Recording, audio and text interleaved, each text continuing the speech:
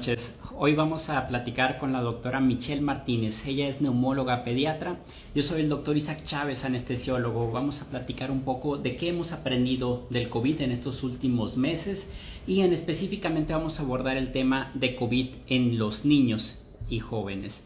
La doctora Michelle Martínez primero es médico, luego estudió pediatría y luego estudió específicamente neumología pediátrica. Entonces es neumóloga pediatra, se dedica a enfermedades de los pulmones y por eso ha tenido mucho trabajo en estos últimos meses, como se podrán esperar. Vamos a platicar de qué medicamentos se están usando, qué medicamentos no, cuándo se puede hacer estudios para los niños de las pruebas de hisopo, cuándo no, cuándo se necesitan más estudios, estudios de sangre, estudios de radiografías, de tomografías, cómo se lleva a cabo la rehabilitación en los niños que han tenido COVID.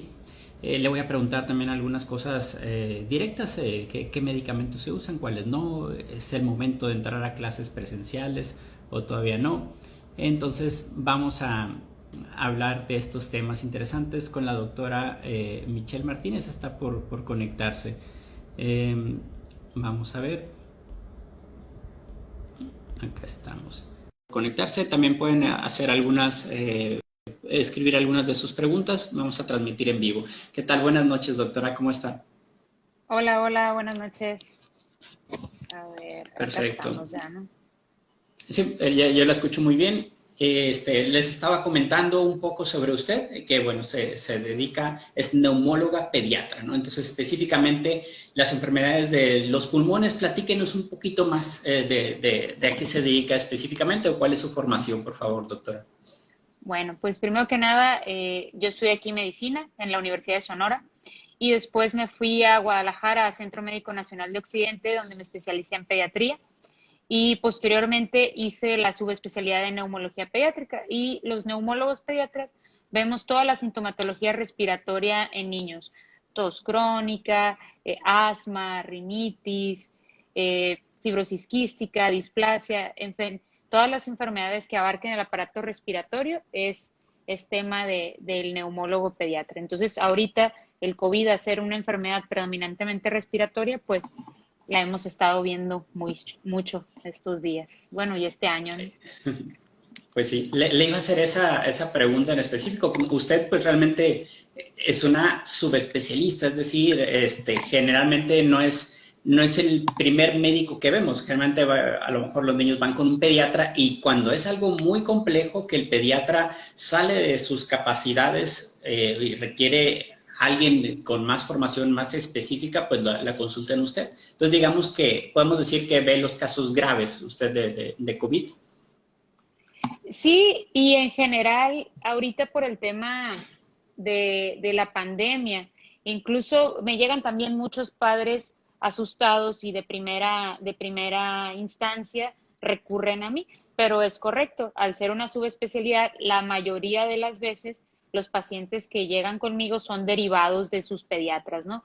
Ya sea porque tienen alguna enfermedad pulmonar como asma o tienen ya alguna complicación o algo que no le esté gustando al pediatra, pues ya me los manda a mí. Y cuéntenos, para empezar, ¿los niños se agravan si llegan a tener COVID o ningún niño se complica? ¿Cómo podemos poner en claro esto para empezar? Sí, a lo mejor si dice ningún niño se complica, pues ya acabamos aquí la Se plática, acaba pues todo. todo está bien, ¿no? ¿O ha estado muy descansada toda esta pandemia o si ha trabajado? No, no, sí. Bueno, afortunadamente, digo, tenemos que guardar la calma y no ser alarmistas. Afortunadamente, la gran mayoría de los niños, hasta el 95%, les va bien, cursan con enfermedades leves, incluso cuadros asintomáticos, la gran mayoría de las veces. Hay un porcentaje descrito por el Instituto Nacional de Pediatría, justamente acaba de salir que la mortalidad en México, la mortalidad, o sea, ni siquiera casos graves, ya mortalidad de niños en México es del 5%, que pues entiendo que no es pues números tan estratosféricos como quizá lo vemos en los adultos, pero un 5% de los casos tampoco es nada despreciable, sobre todo ahorita que estamos teniendo tantos casos. se compara con, por ejemplo, el 0.5% que tiene el Reino Unido en mortalidad en los casos pediátricos. Entonces, ahí andamos, pues no tan bien. En cuanto a la severidad de los casos, habitualmente tiene que ver con alguna condición preexistente. No es todo el tiempo, pero sí hay grupos de riesgo en los pacientes pediátricos que sí nos hacen voltear y ponerles un mayor cuidado todavía, ¿no? ¿Cómo sería pues alguna enfermedad que baje sus defensas, como VIH, como alguna inmunodeficiencia primaria, pacientes que estén con algún tratamiento, o sea, que tengan alguna enfermedad autoinmune que necesiten bajar sus defensas, pues también los pone en un estado de vulnerabilidad que definitivamente los pone en riesgo de un COVID severo. Pero también tenemos en México y sobre todo en Sonora los primeros lugares de obesidad infantil. Y entonces esto también agrava el cuadro porque tenemos que muchos adolescentes se han complicado o han tenido enfermedad más severa por justamente que no le encontramos ninguna otra enfermedad más que la obesidad como factor de riesgo. Entonces, Perfecto. Y no, sí, perdón, adelante, doctor. o sea, los niños afortunadamente en un bajo porcentaje, pero sí se agravan y sí tenemos mortalidad o sí tenemos números de mortalidad en México. Solamente el 27 de agosto la CIPINA reportó 640 defunciones en niños, bueno, menores de 18 años, ¿no? En lo que va de la pandemia. Ahora, estos números, pues es contando desde el inicio de la pandemia, desde el año pasado. La famosa variante Delta, que en los últimos meses es la que ha sido de predominio en México y que obviamente es relativamente nueva, que todo el año pasado no estuvo aquí, se detectó hace apenas unos meses en México.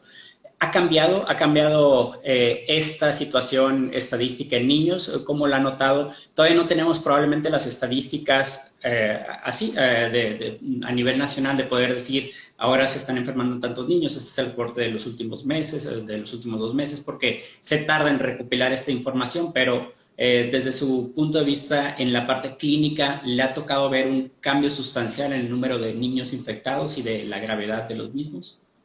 Sí, sin duda, el número de casos se ha incrementado mucho, eh, tanto que, y yo lo he comentado en algunas otras oportunidades, que al menos en los últimos 2 meses veo de 3 a 2 a 4 niños por día nuevos, ¿no?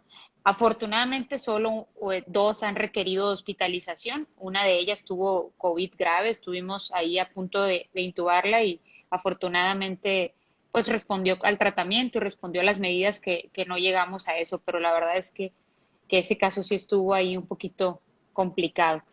Y sí se ha visto un incremento en el número de casos y creo que mucho tiene que ver, sí, la variante Delta, definitivamente, pues sabemos que es mucho más contagiosa, pero creo que también tienen que ver otras variables.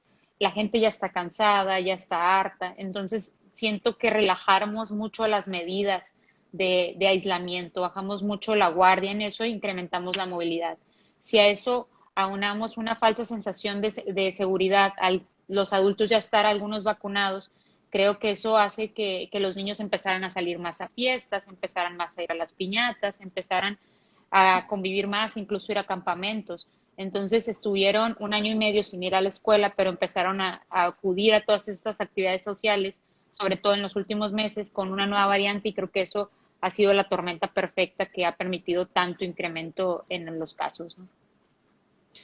Oye, y vamos a empezar por el diagnóstico. Vamos a tomar el tema de COVID. A veces los adultos ya estamos relativamente acostumbrados a que si tenemos algunos síntomas, vamos, nos hacemos una prueba que es de antígeno o de PCR, por el método de laboratorio que utilizan para procesar la muestra, pero que generalmente se toma con un hisopo que va a nuestra nariz o a veces a nuestra garganta, ¿no? Así, a grandes rasgos. En los niños se puede hacer también esta prueba. A partir de qué edad ya se les puede estar tomando esas mismas pruebas o cómo cambia, qué podemos hacer para el diagnóstico en los niños, a partir de qué edad.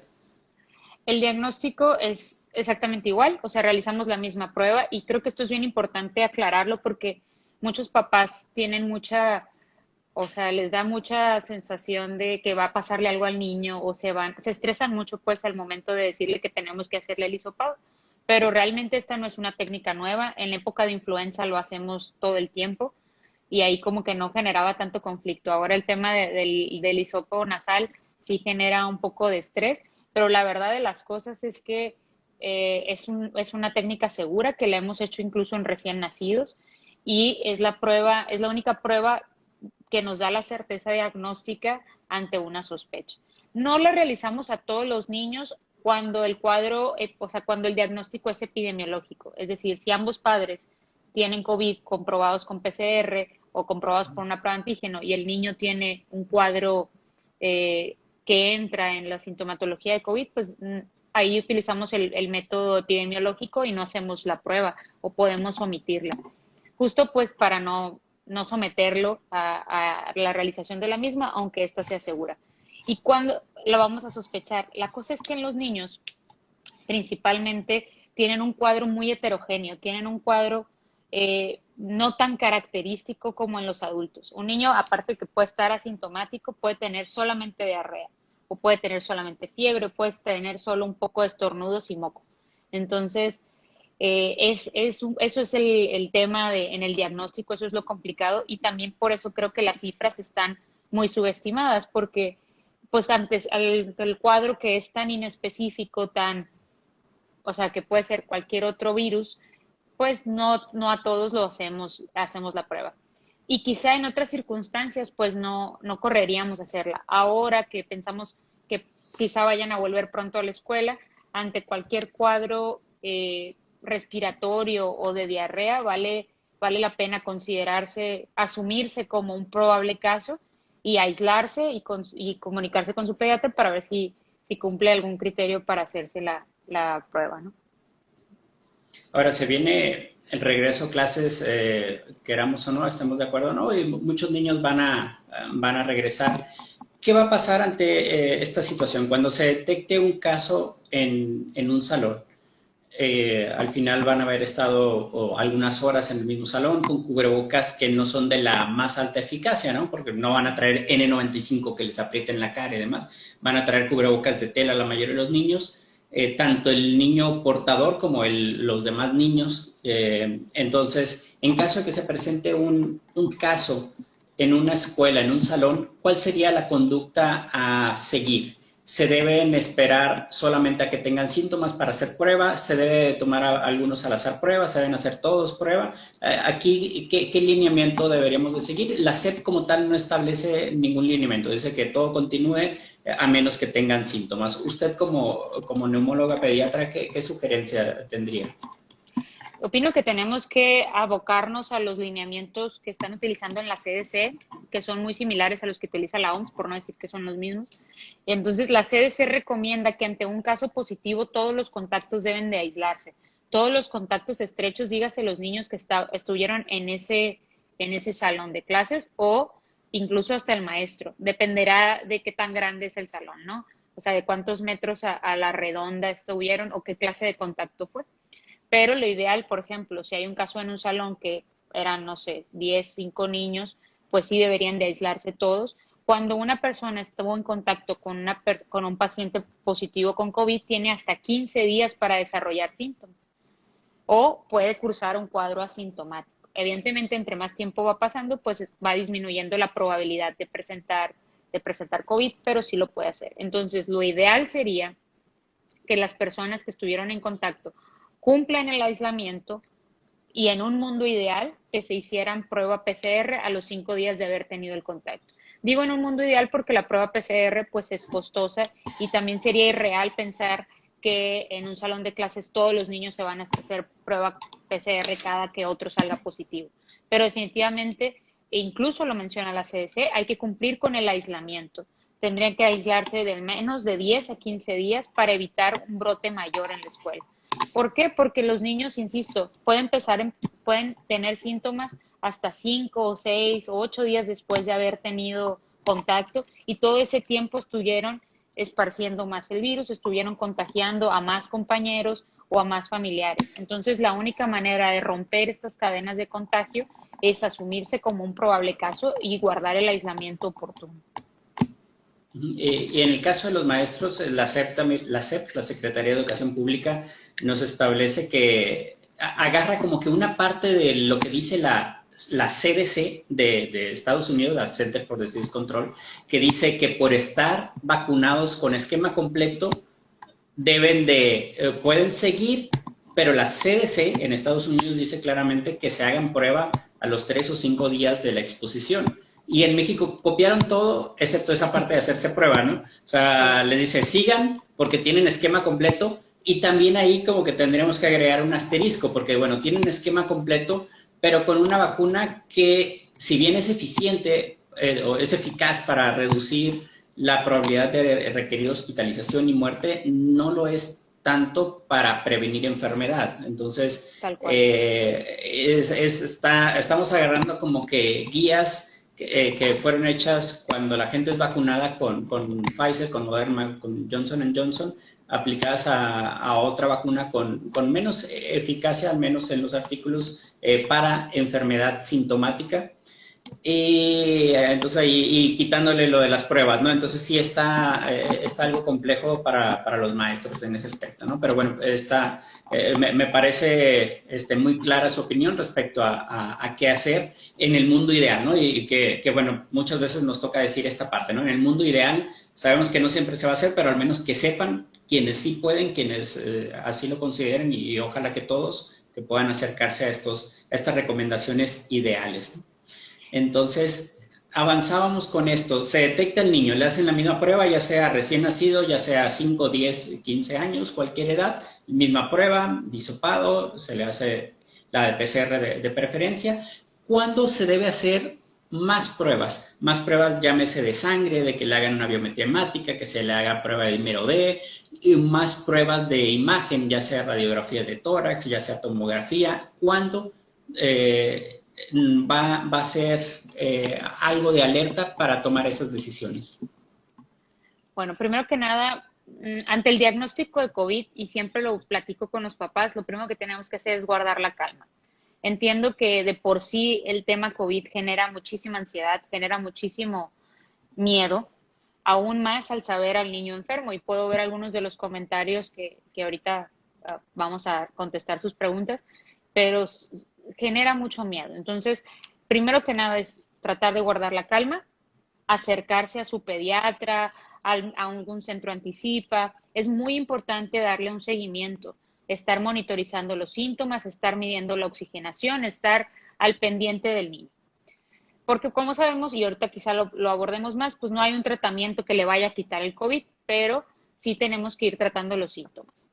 Entonces, realmente cada caso es particular. Si un niño no tiene ningún factor de riesgo, cursó con fiebre quizá 2 días y continúa el resto de los 10 días del aislamiento sin nada, lo deberá de evaluar el pediatra, o en este caso puede ser yo o algún neumólogo pediatra, para determinar si va a requerir algo más. Si no hay algún dato de alarma, como podría ser el reinicio de la fiebre, datos de dificultad respiratoria, sensación de falta de aire, decaimiento, que hubiera estado bien y luego ya no.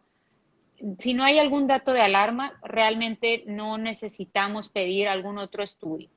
Y esto es muy importante porque luego quieren correr a hacer la tomografía y quieren correr a hacer los laboratorios que les pedimos a veces a los adultos.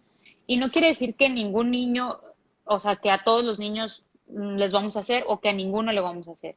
Cada caso es muy particular y también dependerá, insisto, si si el paciente tiene algún dato de alarma o alguna enfermedad preexistente que me haría buscarle más por ese lado. Por ejemplo, si tiene algún problema cardíaco, será sumamente importante estarle haciendo un seguimiento específicamente de lo cardíaco para que no se vaya a descompensar. Ahorita por ahí preguntaban del tema del asma. El asma como tal no los pone en un grupo de riesgo para enfermedad por COVID grave. Sin embargo, el COVID sí puede generar alguna exacerbación de asma, o sea, sí puede llevarlos a hacer una crisis. Entonces es importante monitorizar, ver que no tenga tos, agitación, chiflido de pecho, que no le esté llevando a una exacerbación. Entonces, a resumidas cuentas, pues ni a todos, ni todo. Muy bien. Y de la parte clínica, de la parte de los síntomas, de lo que podría ver el padre o la madre o el cuidador del niño, ¿en qué se debe fijar para decidir, ya tenemos el diagnóstico de COVID, pero en decidir, tiene que ir al hospital ya? ¿Qué debe fijarse? Si tiene mucha fiebre, si se pone moradito, si el oxímetro está abajo de cuánto. ¿Cuándo deben tomar la decisión de vamos al hospital ya de urgencia? Exacto.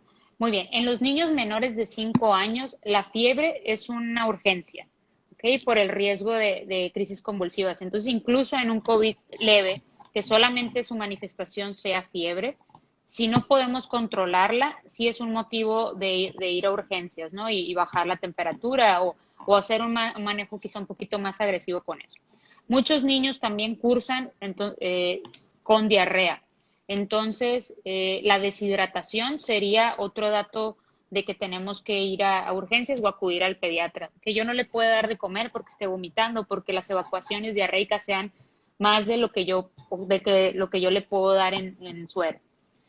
Otro dato de alarma sería dificultad para respirar. ¿Cómo voy a darme cuenta de esa dificultad para respirar? Que el niño esté haciéndolo de una manera más rápida de lo normal, o sea, que esté respirando rápido, que se le hundan las costillas, que se le hunde el cuellito, que se le hunde el abdomen o que el tórax vaya para un lado y el abdomen para el otro. Esos son datos de que el niño está batallando para respirar. Entonces son datos de urgencia. Ahí sí hay que irnos al departamento de urgencias y hay que buscar atención médica inmediata. La oxigenación. La oxigenación es bien importante, siempre saturar arriba de 90. Pero si estamos ya por debajo de 95, es un dato de alarma, a lo mejor no para correr a urgencias, pero sí para avisarle a su médico, al que le esté vigilando, ¿no? Ya sea su pediatra o al neumólogo pediatra. Si el niño ya empieza a saturar menos de 95, es un foquito amarillo. Si está menos de 90, es un foco rojo y hay que ir a urgencias. Ojo con esto, porque muchos papás evidentemente se asustan cuando toman la oximetría a bebés o a niños que no son muy cooperadores y de repente marca 75, 80. Y esto puede ser también una mal medida. Tenemos que asegurarnos que esté bien colocado el oxímetro. Si son los bebés, lo podemos hacer en su piecito y esperar que se estabilice la cifra. Habitualmente traen unas ondas que marcan el pulso en el oxímetro, en la pantallita, y tenemos que esperar a que sea unas ondas uniformes para que sea una medición confiable. Porque luego de repente se me asustan, ven el 70 y ya quieren correr y es, a ver, vamos a tranquilizarnos, vamos a tomar adecuadamente la oxigenación y en la mayoría de los casos pues estará por arriba de esa cifra. Nos preguntan si el oxímetro puede ser el mismo que utilizamos los adultos o tiene que ser específicamente un oxímetro pediátrico. Sí puede ser, o sea, sí venden oxímetros pediátricos, pero la verdad es que el oxímetro convencional suele ser suficiente. En los niños muy pequeñitos hay que utilizar 2 dedos. En lugar de utilizar uno solo, como sus dedos son muy pequeños, pueden no detectarlo. Entonces hay que meter los 2 deditos. Y si son bebés, podemos utilizar todo su piecito, colocar el dedo gordo en donde está el foco rojo y eso nos debería de servir para la medida. Entonces no necesitamos un oxímetro demasiado sofisticado, con el convencional de adultos podemos hacerlo. Y mucha paciencia para ponérselo, ¿no? Yo sí, creo. Sí, porque sí se mueven mucho. Entonces tratar de estabilizarlos. Vamos a hablar un poco de los tratamientos, de medicamentos a grandes rasgos. Obviamente cuando hablamos de medicamentos no estamos dando recetas así al público, pero hay medicamentos en específico que debemos de evitar al 100%. Hay otros que a lo mejor a veces sí son útiles, a veces no. Entonces sí queremos hablarles de algunos medicamentos. En específico, se han puesto de moda, por ejemplo, bueno, vamos a hablar de vitaminas primero. Un poco que las vitaminas siempre es una pregunta, yo creo, para los pediatras muy común de qué vitaminas puedo tomar, qué vitaminas hago para que no se enferme, que, como si hubiera una sustancia mágica que evitara que se enfermaran de todo, ¿no? Y ahora con el COVID, pues otra vez sale la desesperación de todos querer estar en el mejor estado de salud posible. Y pues la pregunta es directa, ¿no?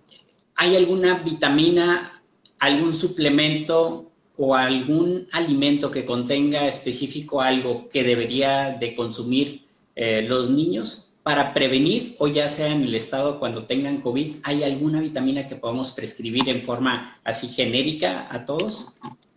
No, la verdad es que no. Eh, la mayoría de nuestros nutrientes los adquirimos de nuestra alimentación. Entonces, teniendo una dieta balanceada, comiendo bien, teniendo actividad física, eso mantiene nuestras defensas lo suficientemente capaces para combatir las infecciones. Entonces, a menos de que se determine que ese niño tiene una deficiencia de tal o cual vitamina o de hierro o de algo en particular, no necesitamos suplementos. Algunos de ellos incluso tienen demasiado azúcar, algunos de ellos incluso les generan mucho estreñimiento, entonces no está ni demostrado ni se debería de indicar de manera generalizada vitaminas o minerales o, suplementos así a granel. Entonces la recomendación es simplemente que los niños lleven una dieta adecuada, una dieta balanceada, que no coman demasiados azúcares simples, o sea, no demasiados dulces, que coman frutas, verduras, o sea, y con eso es suficiente. No necesitamos estar dando más. Y puedo entenderlo porque es como esta necesidad de quiero protegerlo a como dé lugar y quiero saber si hay algo más que yo pueda hacer. Y la verdad es que alimentándolo sanamente es lo mejor que podemos hacer por los niños. Excelente, pues muy claro, ¿no? Ya no hay pretexto, no hay que darles un litro de limón todos los días, o sea, no hay algo así. Muy bien. Y de los medicamentos, vamos a hablar de uno que está resurgiendo, sobre todo en Estados Unidos, se está poniendo de moda para mal, pues probablemente en México ha estado de moda desde mediados del año pasado, desde casi el inicio de la pandemia también, la ivermectina. La ivermectina, un medicamento antiparasitario, ha habido algunos artículos al respecto de que si tiene algún mecanismo de acción antiviral y podría ser útil para COVID. Ha habido ya mucha investigación clínica.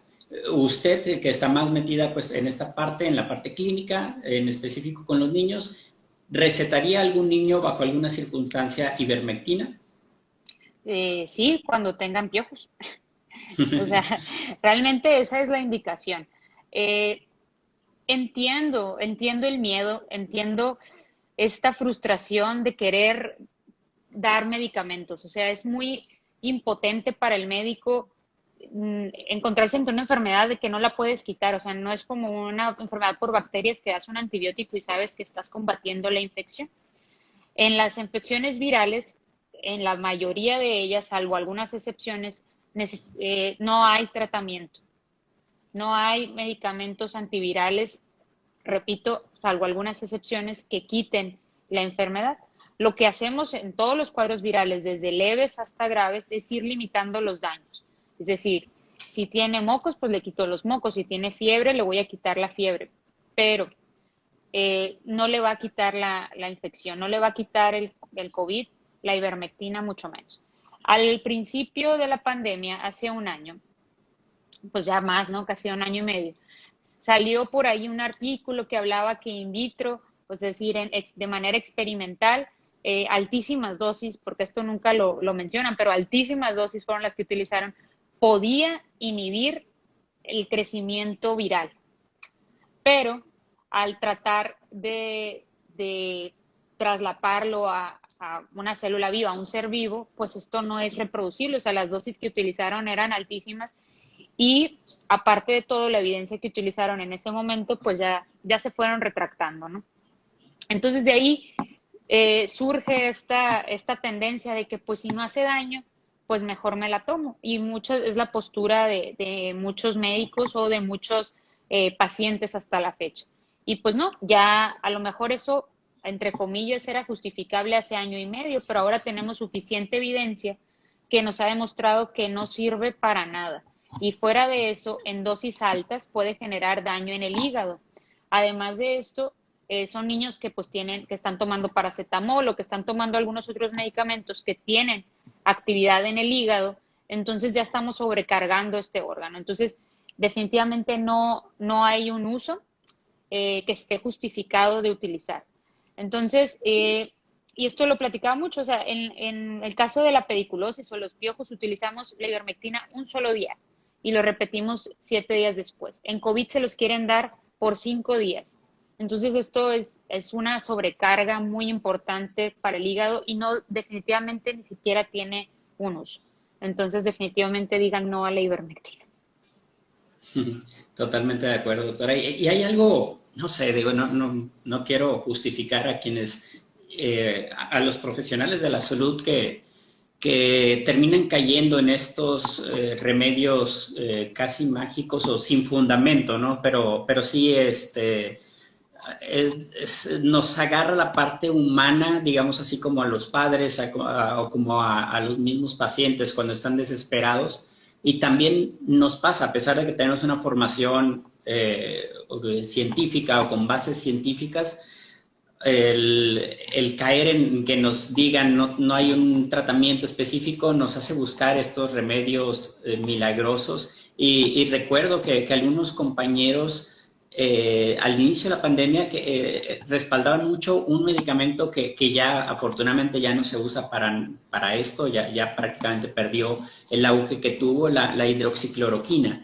También un medicamento que prácticamente cuando estaba casi nada más en España y en Italia la pandemia del año pasado, algunos ya hablaban de dosis profilácticas y dosis terapéuticas, es como si ya tuvieran un montón de estudios al respecto. Y pues bueno, al final otra vez el tiempo dio la clara solución a esto que no tenía ningún efecto. Afortunadamente ya son muy pocos los que terminaron, los que siguen usando este medicamento, pero ahora parece que el problema de la ivermectina se ha mantenido y en Estados Unidos, entre los grupos antivacunas en específico que buscan una alternativa que se acomode ahí con su pensamiento, pareciera que está resurgiendo. Entonces, otra vez, muy claro el mensaje, ivermectina para COVID no sirve, ¿no? Estamos de acuerdo. De acuerdísimo. Muy bien.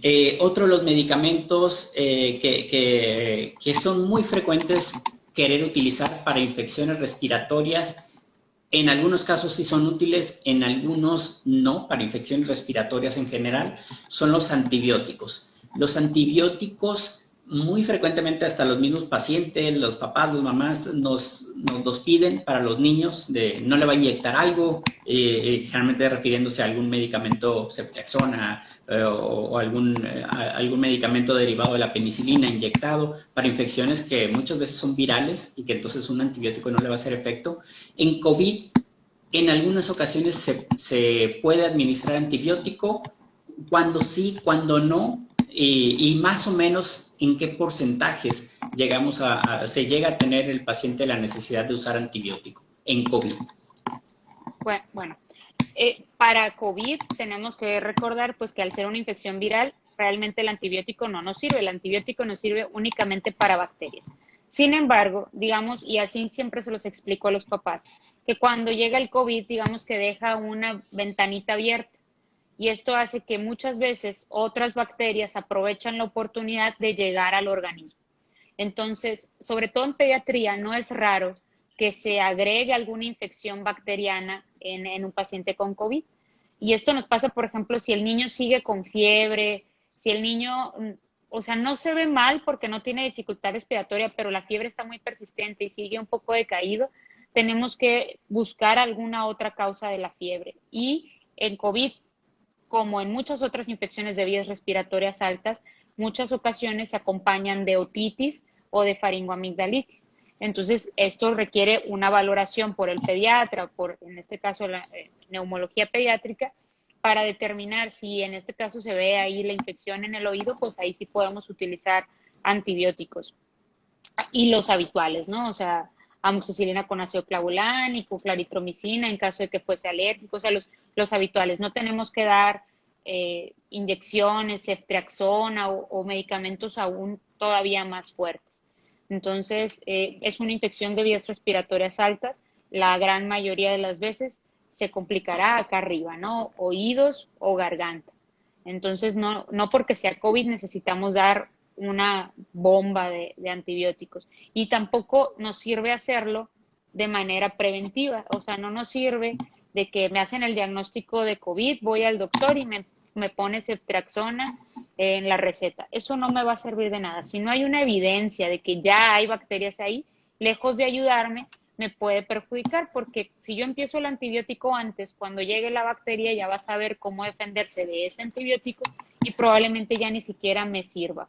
Y cuando ya te acabaste las balas con la ceftriaxona, es complicado el panorama porque tenemos que utilizar todavía cosas más fuertes. Entonces siempre es ir paso a paso e ir sobre todo individualizando cada caso y no dar como tal un copy-paste a la misma receta para todos los pacientes porque cada caso es distinto, ¿no? Ningún niño y ningún paciente es una receta de cocina.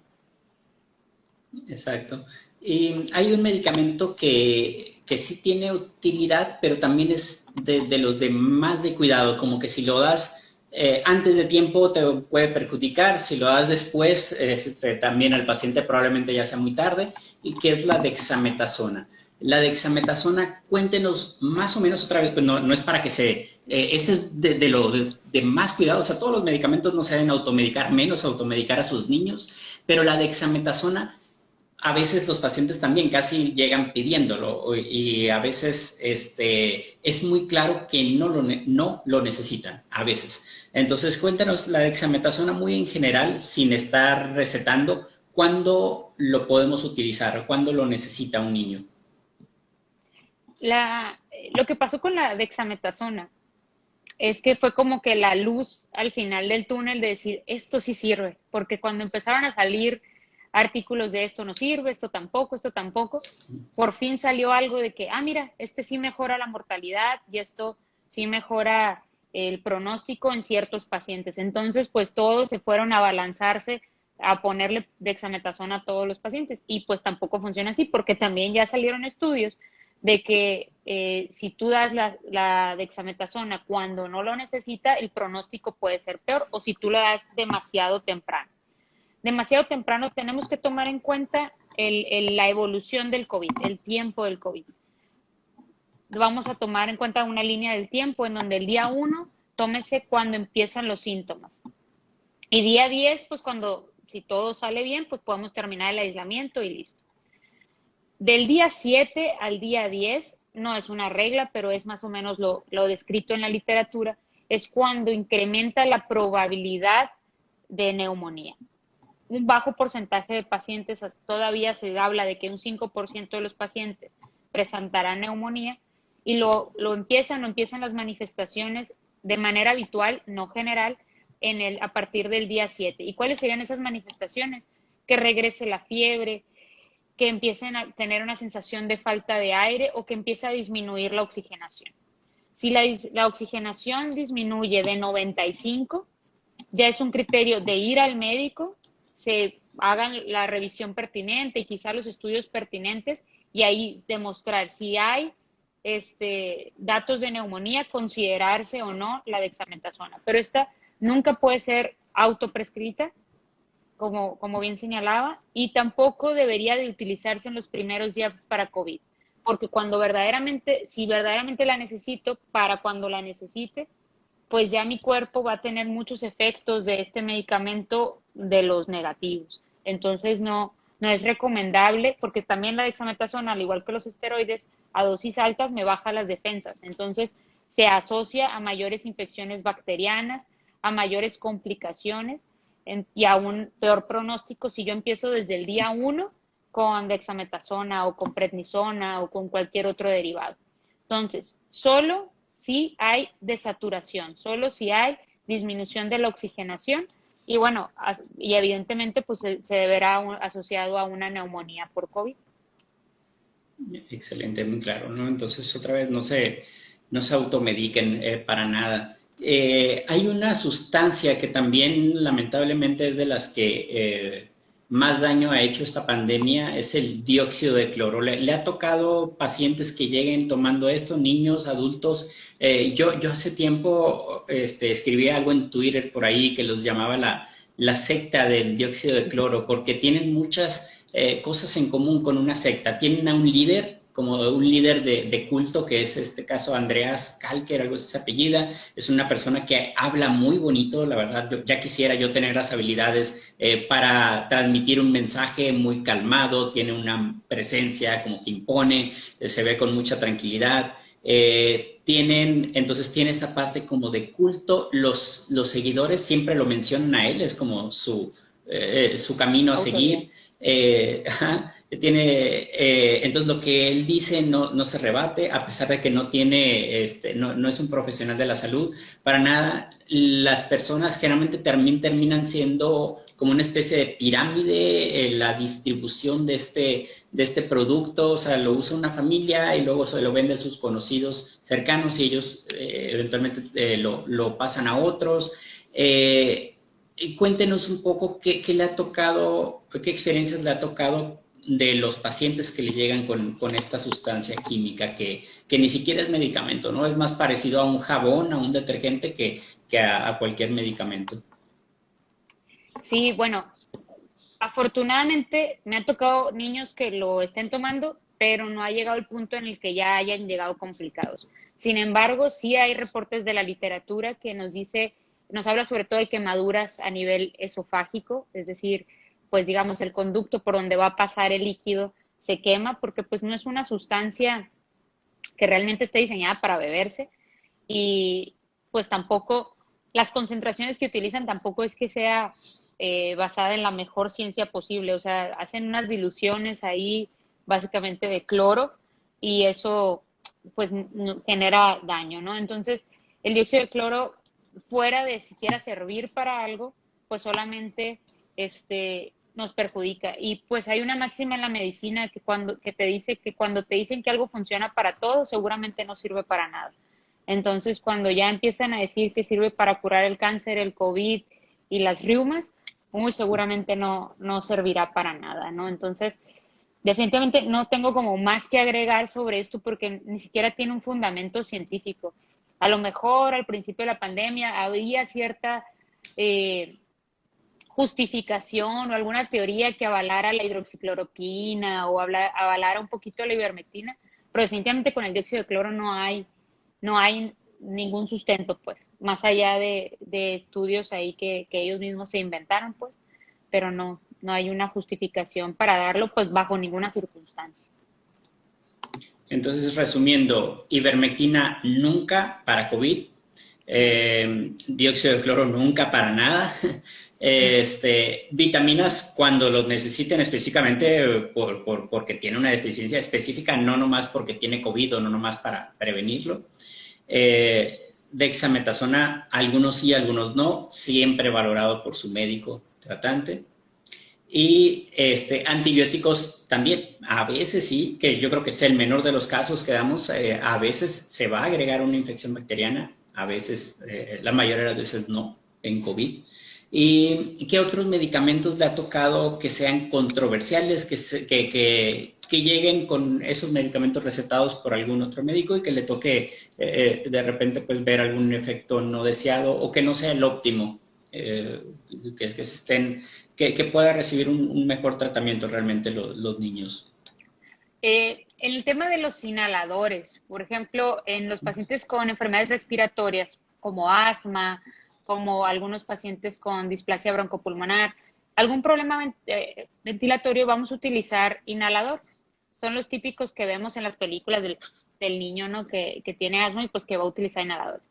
Sí hay indicaciones para utilizarlos en algunos pacientes. Obviamente, si un niño con asma tiene COVID y va a tener una tendencia a hacer una exacerbación, muy probablemente o tengamos que utilizar el inhalador como preventivo o porque traiga ahí algún poquito de crisis y tengamos que utilizarlo. Pero tampoco se deben de utilizar de manera generalizada para todos. No, la gran mayoría no los va a necesitar.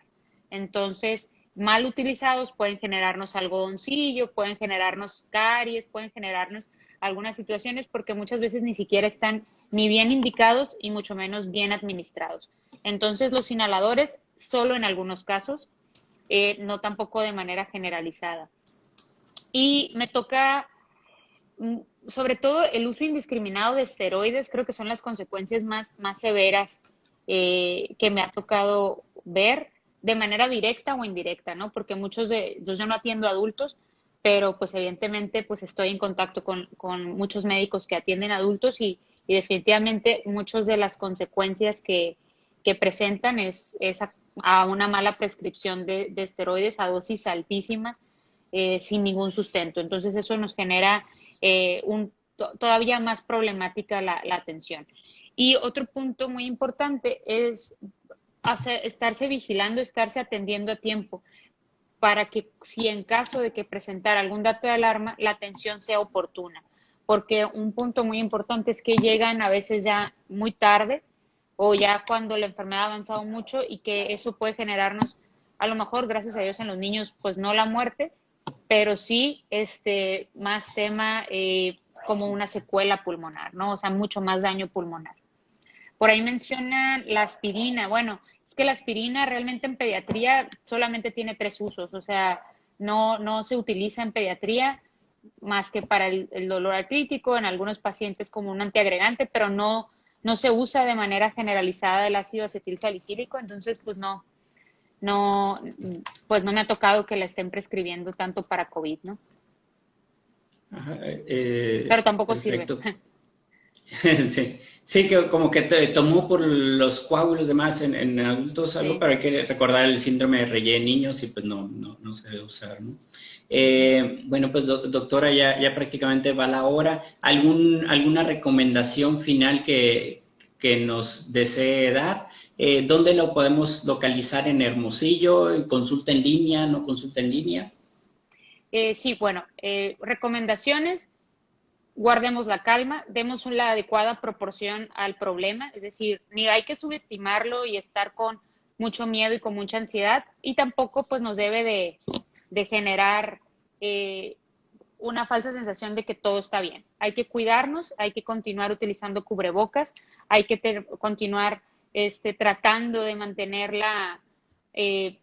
pues el aislamiento social a medida de lo posible. O sea, los niños pueden salir a actividades al aire libre, pueden salir al parque, pero tratar de no hacerlo fuera de la burbuja en este momento en que nos encontramos con una gran circulación del virus, porque estamos en rojo, hay muchísimos casos. Entonces, pueden salir, es importante hacer ejercicio, es importante mantenerse saludable y esa sería mi principal recomendación, una adecuada proporción al problema, ¿no? ¿Y dónde me encuentran? Pues me encuentran en Hospital San José Hermosillo. En mis redes sociales podrán ver los números de contacto y sí doy, sobre todo con el tema de COVID, hemos tenido que implementar mucho la telemedicina, entonces pues también estoy disponible en otros sitios si necesitan ahí atención a distancia. Excelente, muchas gracias, doctora. Una de las últimas preguntas. Próximo lunes, ¿llevaría a sus hijos a clases presenciales o no? Yo creo que el momento epidemiológico, y bueno, y lo he repetido, creo que es muy importante 3 puntos. El tema epidemiológico, cómo está la situación, o sea, solamente la semana pasada en un solo día tuvimos 29,000 nuevos casos a nivel México y a nivel Sonora rompimos nuestro propio récord de 600 casos en un solo día. Entonces, ahorita, así el lunes, no parecieran las mejores condiciones epidemiológicas, por un lado. Por el otro, muy importante el tema escolar. Cada padre tendrá que exigirle a los maestros y a las escuelas, sobre todo, más que a los maestros, porque en verdad están haciendo un esfuerzo muy grande, pero a las escuelas tener protocolos adecuados, más allá de mal tomar la temperatura o como muchas veces lo ha dicho, los tapetes, ¿no? Entonces, eso no sirve para nada y no va a tener una injerencia en la disminución o el aumento de casos. Eso simplemente no sirve. Entonces, tenemos que exigir a la escuela pues protocolos adecuados, independientemente si sea pública o privada. Entonces, sería otro punto a señalar, que haya protocolos buenos en la escuela de mi hijo. Y la otra, el tema familiar. No es lo mismo un niño sano, con unos papás sanos que aparte ya estén vacunados, a un niño que a lo mejor tiene una condición preexistente que lo pone en una situación de vulnerabilidad o alguien de los de su círculo, como ya sea sus papás o sus hermanos, tienen alguna condición de vulnerabilidad.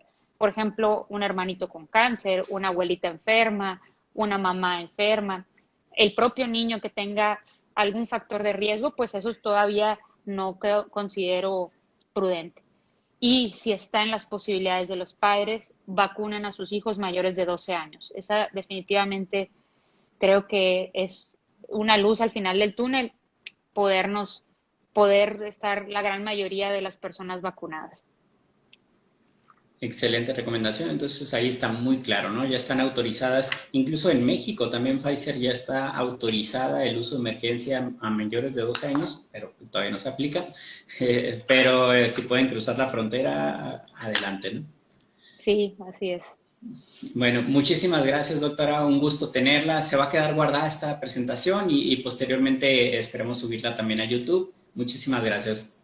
No, muchísimas gracias. Y todas las preguntas que quedaron ahí pendientitos, les prometo que las iré también contestando en los comentarios para que no se me pongan tristes de que no alcanzamos a mencionarlas todas. Muy bien, muchísimas gracias, doctora. Que pase buenas noches a todos. Buenas noches, muchas gracias. Gracias por conectarse.